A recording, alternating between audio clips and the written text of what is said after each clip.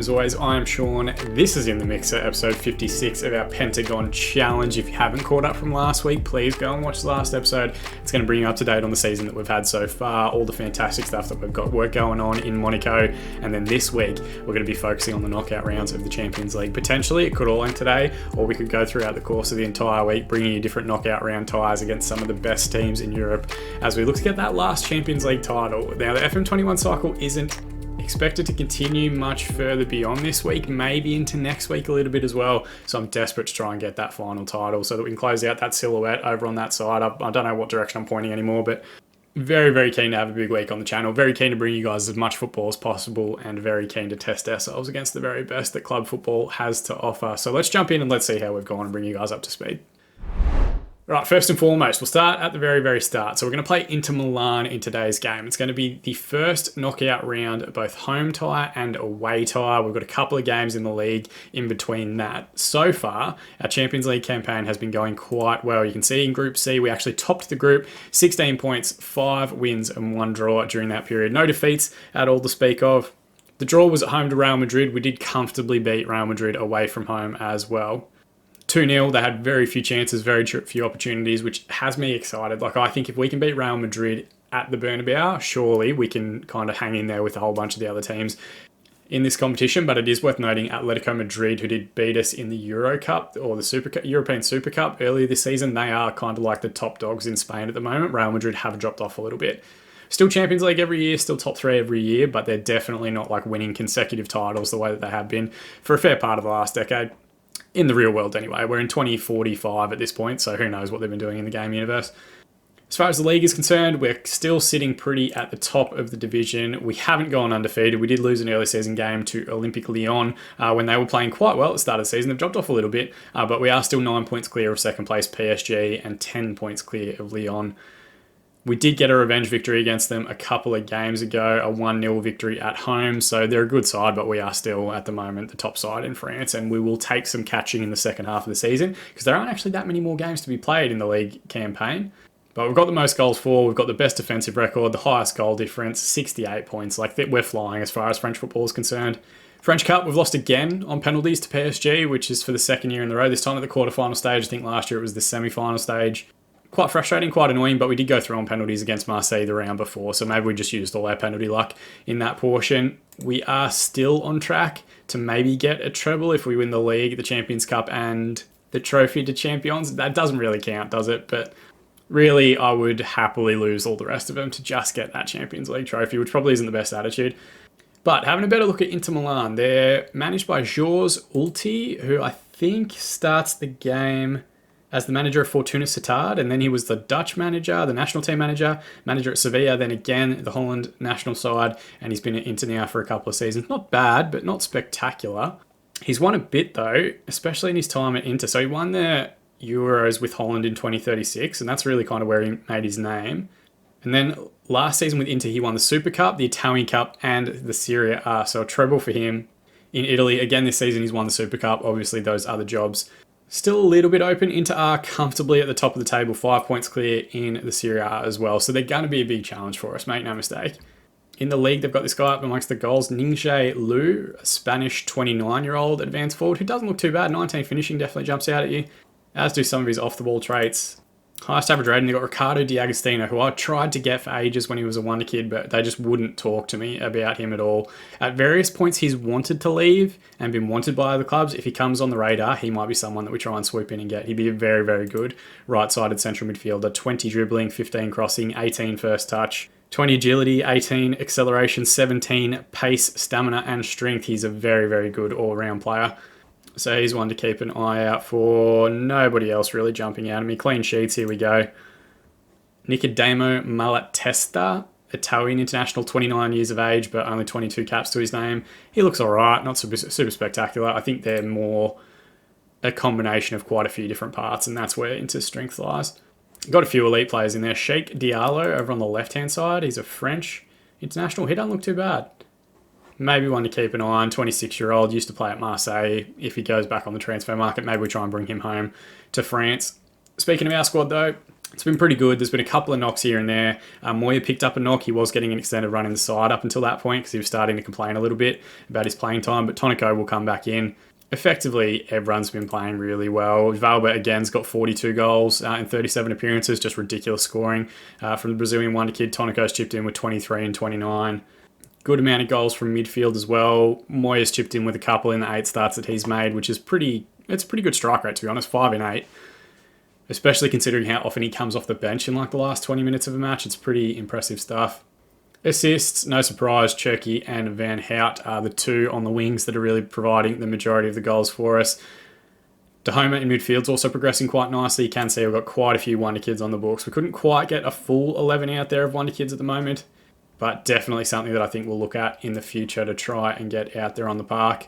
But otherwise, depth is good. Performances have been good. As we know, though, anything can happen when you load up the game again after not playing for a little while. And it has been a couple of days since we fired this save up, so anything could happen. The lineup we're going to go with is the Bull in goal. We're going to go with Malazzi and Caro as the fullbacks. They have dropped off a little bit. They were both kind of like 3.5, 4-star players when they arrived, and they're now dropped down to 3 stars. I can't tell if that's because the rest of the team has improved and their rating in relation to that has dropped off, or if both of them are just starting to fade as players. We're going to go with Garoldi and Magia as the central defensive partnership, Van Hout and Cherki as the wingers, Xavier and Dahoma as the wonder kid midfield pairing at the base there, and Toniko and Valba up front, who've been playing together the majority of the season. It's pretty close to a full strength lineup, I'm not going to lie.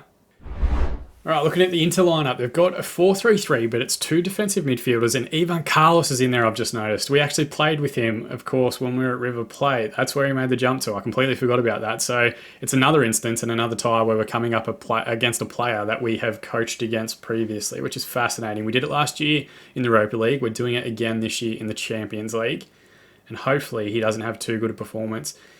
Caro here with the throw-in. First highlight of the match. I need to take the glasses off. I've got to remember to do that. Dahoma plays it over to Malazzi. We're very narrow. Reverse pass finds Toniko, and it wasn't far away, to be completely honest. So first strike in anger has gone our way, and we are away from home. We have still gone attacking because we're in very, very good form with that shape and structure. We can go to our possession-based style if we need to in this tie, but I would love to get an away goal or something like that, something to defend heading back into the home leg. That would be fantastic. Through 30 minutes, we're just going to throw a Demand More shout out there. We haven't really seen any highlights to speak of from Inter. Just having said that, there's a corner. Diallo with the ball in. Pinballs around. Caro gets it away. Xavier with a good tackle. Now can we come the other direction? Reverse pass finds Xavier again. Now Malazzi looking to get forward. Reverse pass to Valba, who beats the first man. He's got not much of an angle to work with. He tries to chip the keeper, and it's cleared off the line by Salmet. Good little counter-attacking play there, though.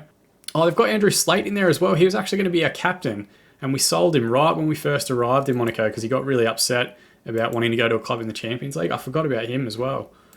We've got all different connections to Inter throughout the course of this game. I really hope none of them score, just because it'll come up with that they've bitten the hand that used to feed type thing in the commentary. Throw in here, deep on the left, in possession for Inter. Van Hout's there with him. Good overlapping ball there, finds Sanded on the left-hand side. Malazzi's there with him. Got to stand him up, boys. We managed to get it away. Now can Van Hout come in the opposite direction? Reverse pass finds Valba, 1v1 with the defender. Can he get a good ball in? Square ball to Toniko. It's an excellent counter-attack. I legitimately thought Inter were about to score once that first winger there beat the first man. But we've just taken it out the other end. Valba has done all the work in the world here. Gets the centre-back 1v1. Stands him up or goes past him like he's not even there. Cuts it back for Toniko, who goes with a very dramatic kind of like bounding step to side foot at home. And 56 minutes played. We are a goal to the good, and now we have something to defend in the remainder of this match. Mahalj in possession here. Inter going to hit straight back. Good switch out to Sanders, the left fullback.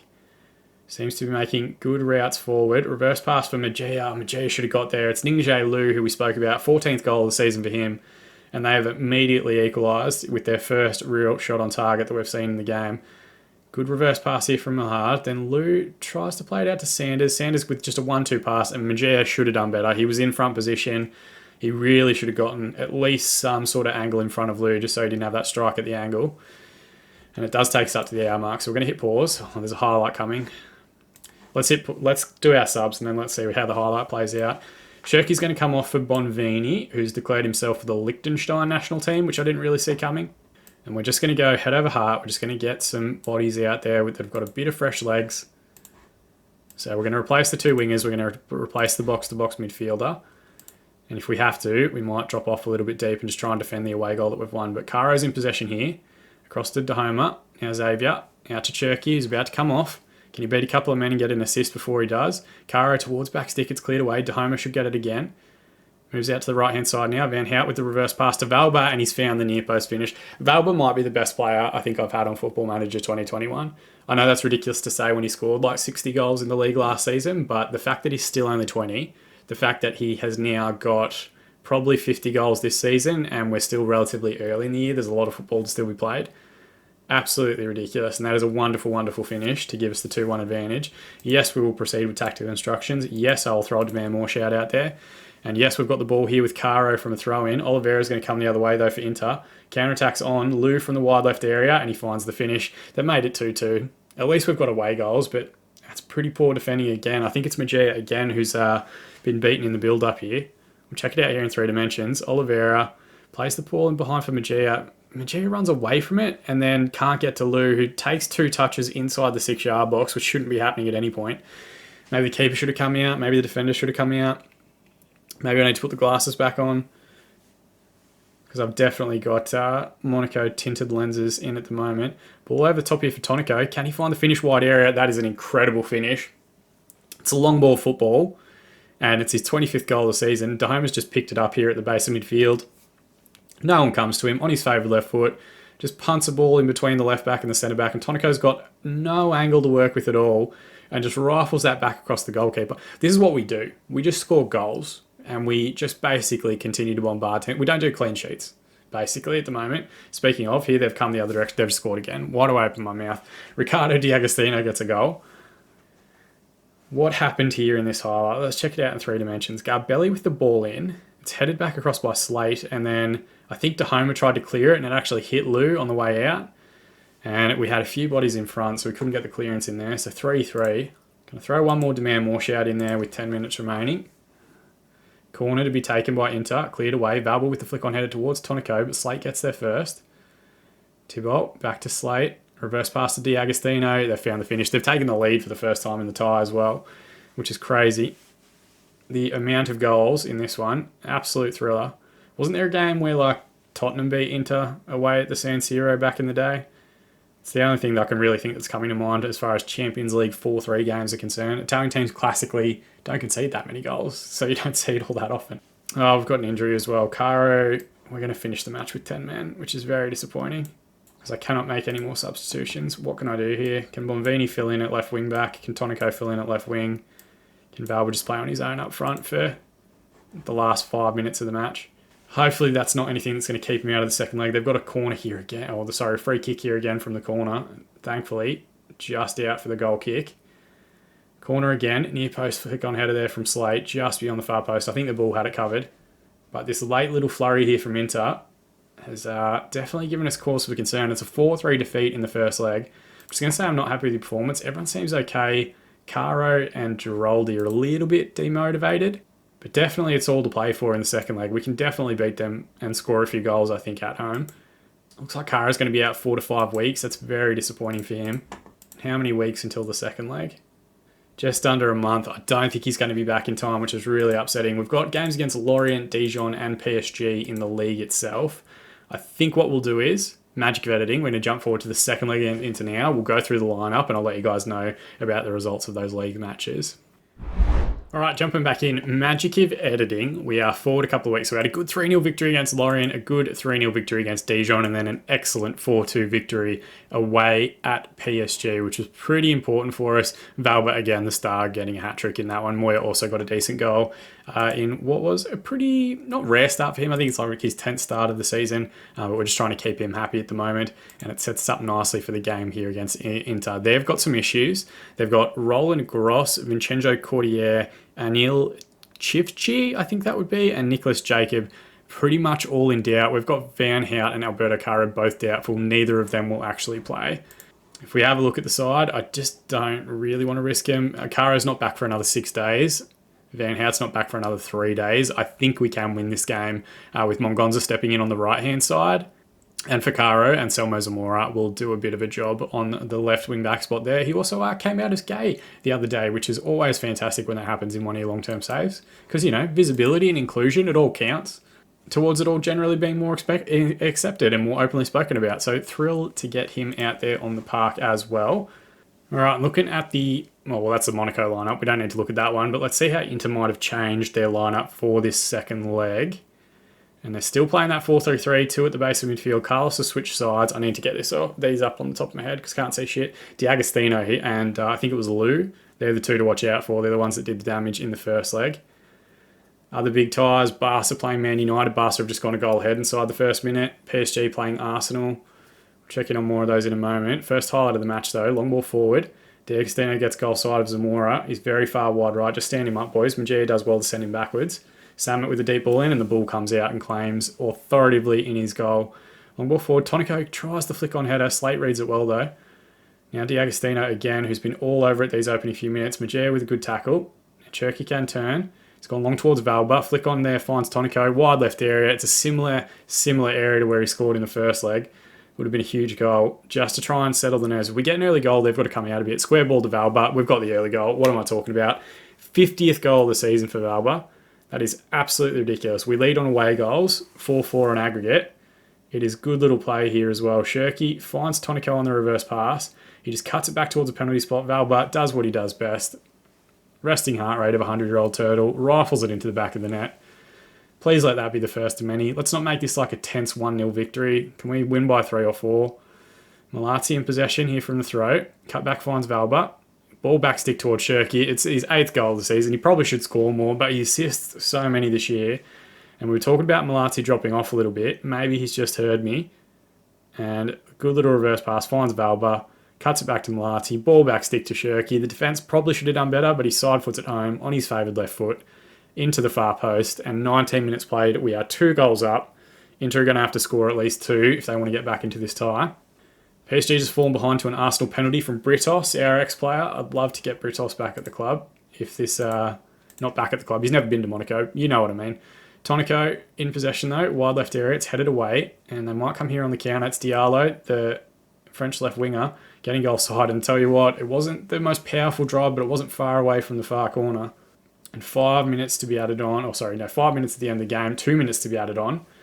And we're at halftime. I've lost the plot entirely. We've had too much football. But at halftime, 11 shots, 3 on target, 1.07 XG, and 58% possession. Inter Milan, 2 shots, none on target, 0.2 XG, and 42% of the ball. I'm just going to say, should I say don't get complacent? As my glasses fall on my head. Okay, most seem confident or motivated, so that's worked pretty effectively. Would I take a gritty 2-0 victory? Would that be sufficient? Mongonza with the corner. I tell you what, that third goal would have absolutely, I think, killed this tie dead, and the header just into the side netting. We're through the hour mark, so let's hit pause. Let's go head over heart. We're just going to go with the players who are most tired. So Bombini's going to come on for Cherki. Dahoma's going to come off for Baha. And then I can't do anything with Mongonza because of the injury to Van Hout. So we're going to bring on Zidane in midfield. Zidane and Baha, 2 oldest heads in the group. In the playing group, I mean. Both with like 100 caps for the French national side. Both world-class midfielders despite declining age. Declining ability as they get older. Their age is not declining. They're not aging in reverse Benjamin Button style. But I'm hopeful that they can just get control of the game in midfield. They're experienced players. Can we just try and recover a bit of possession? Long ball forward here. Should be recovered by the Bull, who holds on to it. Plays it to Magia now.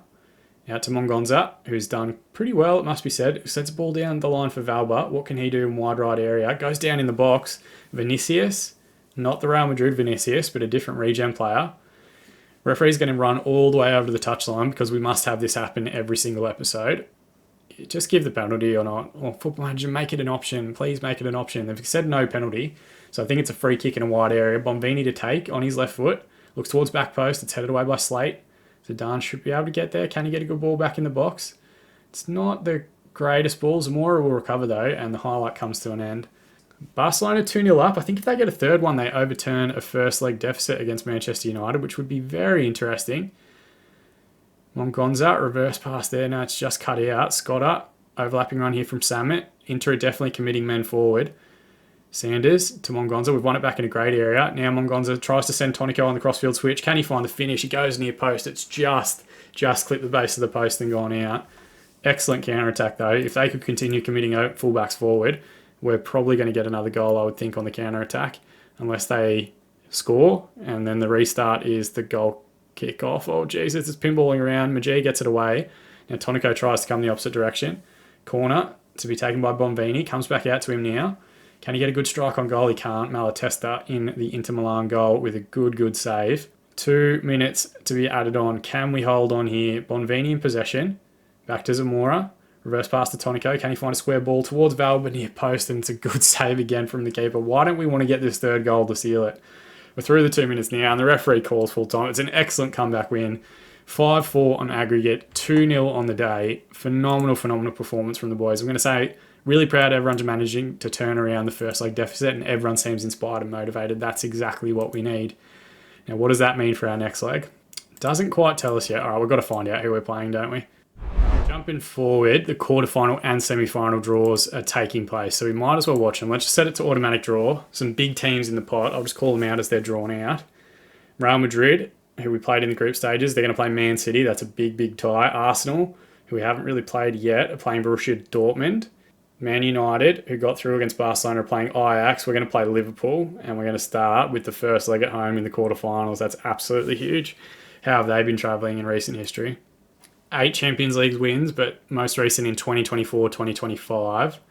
Premier Division winners in 2043 is their most recent title. They won them in 2027, 2026, 2023 as well. Runners up quite a few times in that period. So they're still decent. They've kept a good squad together. The manager is Marcelo Gallardo, of course, who I've followed around South America for a little while. I think he was at Club America, River Plate, then the Argentine national side, now obviously Liverpool as well. I did apply for this job, didn't I? That's all coming back to me now. I did apply for this job and he got it ahead of me. Got Primatera, who we had at River Plate back in the day before he made the jump over to Europe. He was a good player. Castano, Jimenez, Kardasinski. They've got a few decent players out there. Just one wonder kid, Kofi Chakpesi, who we did try to sign before he went to Liverpool. He's out on loan at Sevilla, so that's going to be a fascinating tie. We've got a couple of games in the league that we'll play, and then we'll come back tomorrow, I think, and we'll play both legs against Liverpool, home and away. It's a big trip to Anfield. That is going to be absolutely huge. As always, guys, thank you so much. Oh, hang on. I'll sort this out. We've got to do it properly. It's now the token thing while we're in Monaco. But thank you guys so much for watching. That's the part that I appreciate the most in these episodes. If you want to help celebrate us making it through to the quarterfinals and the semi-finals, please drop a like on this video. You can also subscribe to the channel to be kept up to date on the rest of the episodes this week and our future FN22 content, if and when that all comes out, hopefully in the next couple of weeks. But more than anything, as always, I just appreciate you guys watching. That's the part that means most to me. I've been Sean. I'll see you guys again in the mixer.